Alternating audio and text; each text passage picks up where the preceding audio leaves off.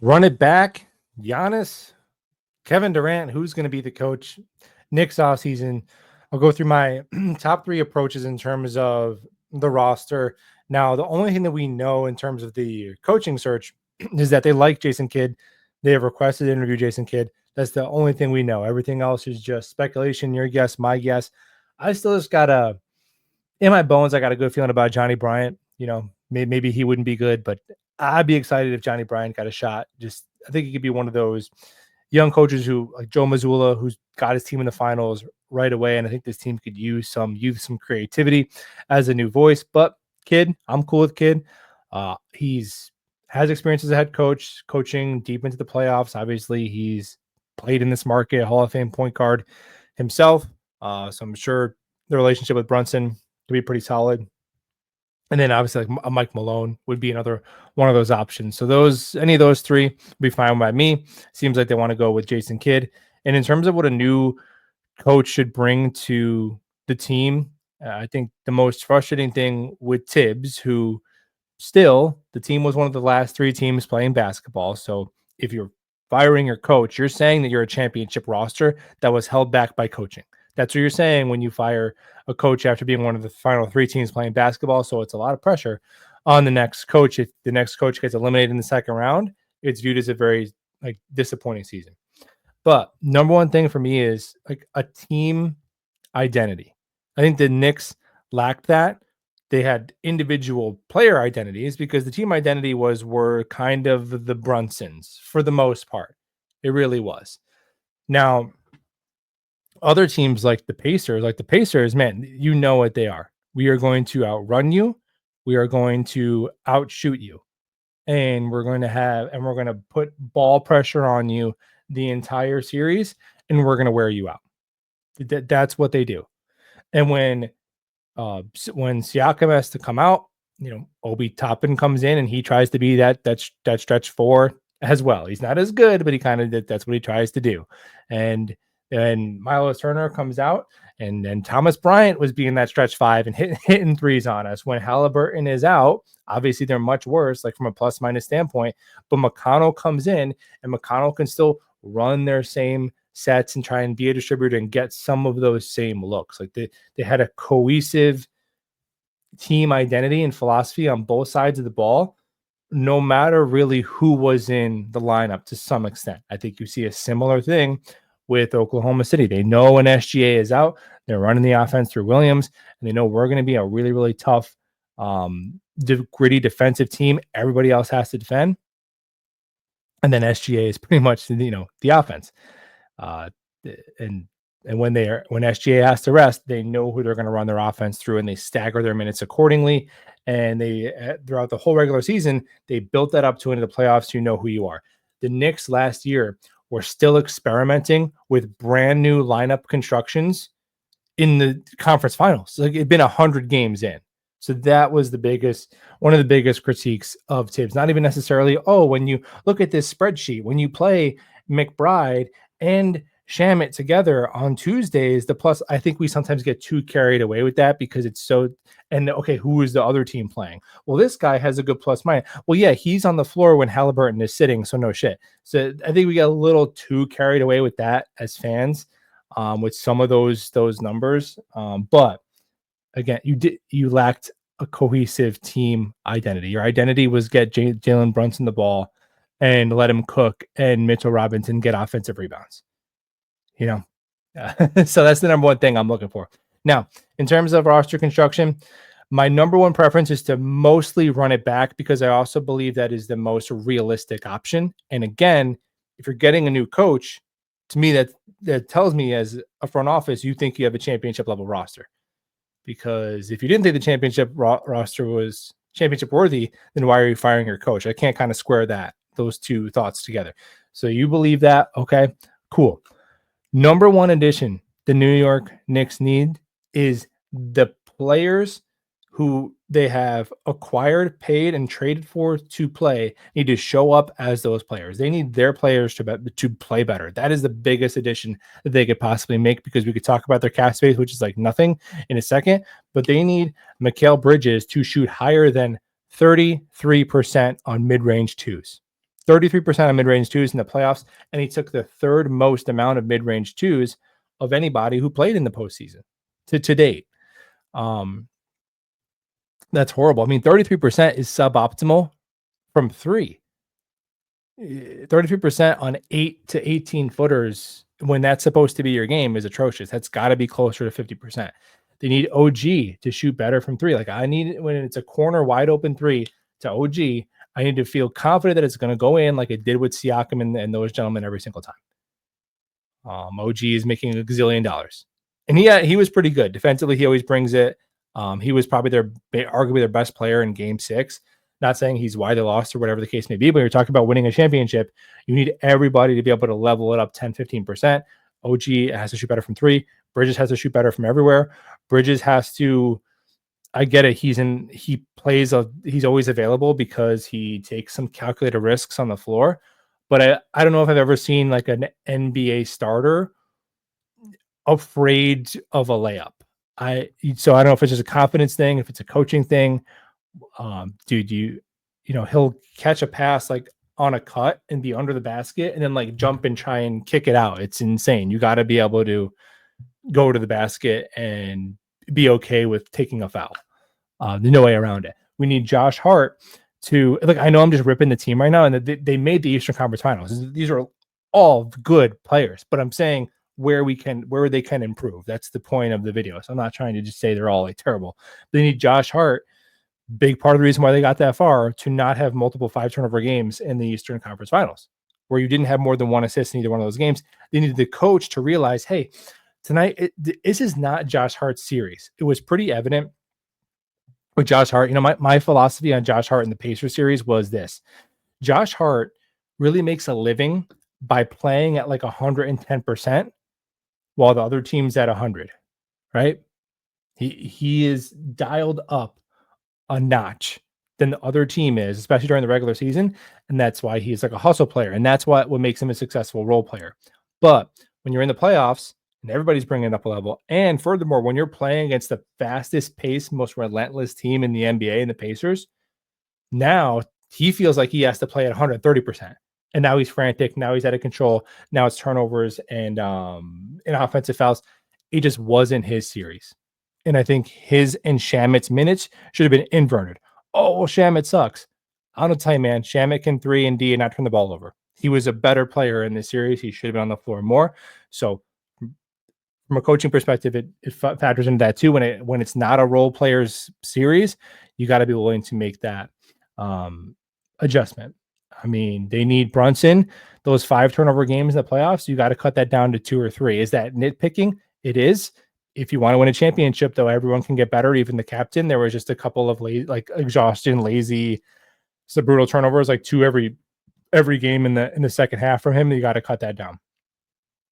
I'm sure I'm missing some things. I think Mitchell Robinson maybe can improve his conditioning. I know his play style is, pedal to the metal the whole time he's out there, but sometimes it looks like he's been shot when he's been on the floor for like 8 minutes already, so maybe a conditioning piece there for Mitch to get used to having to play a bigger role because they're going to need him to. He's too valuable defensively and offensively. Well, yeah, when you generate extra possessions, like Mitchell Robinson is still around the league. He's criminally underrated. Like he's a very valuable player, much more so than the stats would indicate. But they need him on the floor more, so he has got to get that conditioning up to be prepared for that. So those are the biggest additions, man. Think about if you get even half of the things I mentioned, like you probably beat the Pacers, right? And some of those are coaching points. They definitely need another coaching point in terms of the guys that they have already. They need to be able to, if another team is double teaming Karl-Anthony Towns every time he gets the ball, you have to be able to generate open shots off that. So the new coach, whoever it is, Karl-Anthony Towns gets the ball, you have 2 dribbles and that guy's going to be there. So it's got to be double team, pass, open 3. You have to be able to punish teams for double teaming you and then making them think twice about it. And now if it's just going to be a single team, Cat can take it to the rack, get fouled, all that. That should be the offense when Brunson is not on the floor. And it should be a mix of that. And, some more screen and roll with Cat and Brunson, unlocking Cat and Brunson together.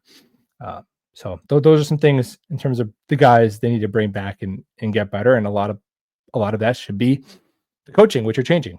Now, of who they could add, free agency is tough, man. They can make they'd have to make moves just to get to be able to afford the $14 million mid-level exemption. And 14 million bucks, this ain't the NFL. In the NFL, man, yeah, you can get your Pro Bowl guard 14 million. You can get a really damn good safety. NBA, I'm not seeing the free agent that's changing your life here for 14 million. Now, if they could find a way to add one significant piece as a free agent, to me, it should definitely be another ball handler, another point guard.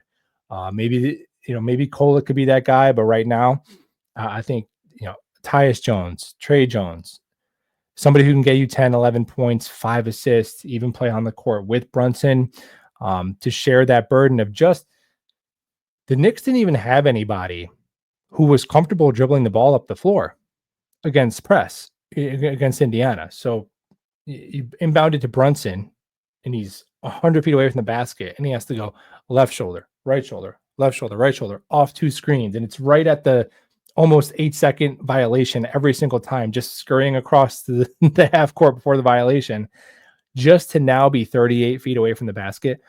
What a piss poor use of Jalen Brunson's gas tank. And you sign one of these guys who could dribble the ball up the floor. You could play him with Brunson because Brunson can moonlight as a 2 guard. Brunson can move with the ball off of screens. Brunson can catch and shoot.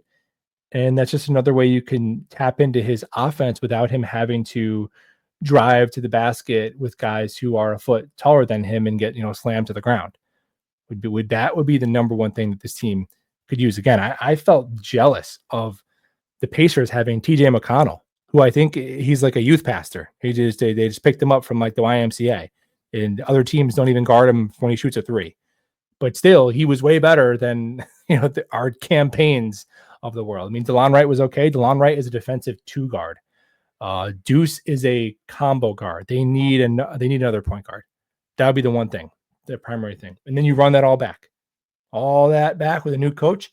To me, that is option 1, and that is the most realistic option. Now, option 2 for me would be to go get Giannis. And okay, if you can get Giannis and keep Cat because he has Milwaukee in a bind and he only wants to go to New York and they're going to do right by him, then sure. Brunson, Cat, Giannis, figure the rest out. That will be plan A. I don't know if that's really, because then it gives you the stretch 5 that Giannis has had success with. And Giannis is obviously one of the top 3 players in the sport. You have 2 all-NBA players and a top 3 player. You figure the rest out. That's enough. But if you have to gut like everything and it's just Brunson and Giannis, I don't know if that's better than the first plan, to be honest, because you had that with Lillard. Now, Lillard was older than Brunson's, but still, they struggled to get out of the first round with that. We've seen a couple other examples where it's just a 2-man game, like with Durant and Booker. So it's Brunson and Giannis and figure the rest out. It's not a terrible plan in the NBA. If you have 2 elite players, like you can go pretty far. They could probably make the Eastern Conference Finals again with that. Is that going to get them over the hump against teams like Indiana and the Thunder, who go 8-9 deep and have really good starters and role players and run in waves? I don't know that it would, because then you're talking about you have to take a couple of years to rebuild those starters and those role players. And then by the time you do that, Giannis is 33, Brunson is 31. If they go for it, cool. I'm not going to complain if Giannis Antetokounmpo is on my basketball team, but I don't know if that should be plan A, considering what they'd have to give up. Again, if you could keep Cat, I'd give up Wingstop, man. They could have Bridges and OG, and I love OG. They can have Bridges, OG, whatever picks we can give, everything else, fine.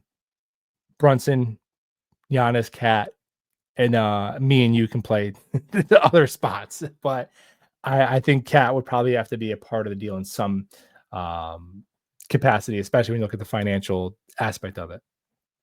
But Giannis comes in, and with Giannis, obviously, he's a guy who can give you 30 points efficiently.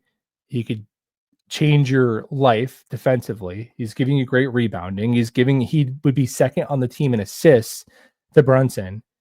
I mean, yeah, he's Giannis. He's already an all-time great NBA player. I think if I had to build a 12-man team all time, just 12 dudes, Giannis might be on that roster for me. Like he's that special. So he's got to be a part of the conversation for sure. You got to make that call and see what the price is. Now, the third option to me would be Kevin Durant. And he is my least favorite just because of the age and injury. Look, man, Kevin Durant is still a walking bucket. When he did play last year, 27 points, 6 and 6 on 60% from 2, 43% from 3, and like high 80% from the free throw line. Dude, he is still a walking bucket, man. He's still unbelievable. And at this point, if you could turn off injuries and there was only 1 year left in the rest of the universe, yeah, Durant is better than Cat. Yeah, I would still say quite comfortably at 10 years his senior. But you're talking about the next 3-4 years, and just availability and age, and just when is that cliff coming for Durant. So I don't think I'd swap Cap for Durant directly just because of the age. Although in a 1 year, just for 1 year, it would be an upgrade to me. Now Durant is still a better defender than Cat. Although Kevin Durant at this point in his career, he's not. It's not like, oh wow, our defensive life has changed because we got Durant, like it would be if you got Giannis. No, but he's still a better defender than Cat. And obviously, he'd be a shot generator who can get you just quick, easy points incredibly efficiently. He's arguably he's one of the best scorers that the game has ever seen, and he's still putting the ball in the hoop as efficiently as he ever has. So the fit I think is awesome. The talent I think is still great. I think Kevin Durant is highly overcriticized, but 37 and injuries. Just I get Aaron Rodgers to the Jets heebie-jeebies with the Kevin Durant stuff. So he would be my least favorite option. So number 1, run it back, get another point guard, fix your coaching. Number 2, say F it and pull the pin for Giannis. And then number 3 is you go get an older Kevin Durant. Be my preferences for the New York Knicks this offseason. And we'll talk about soon.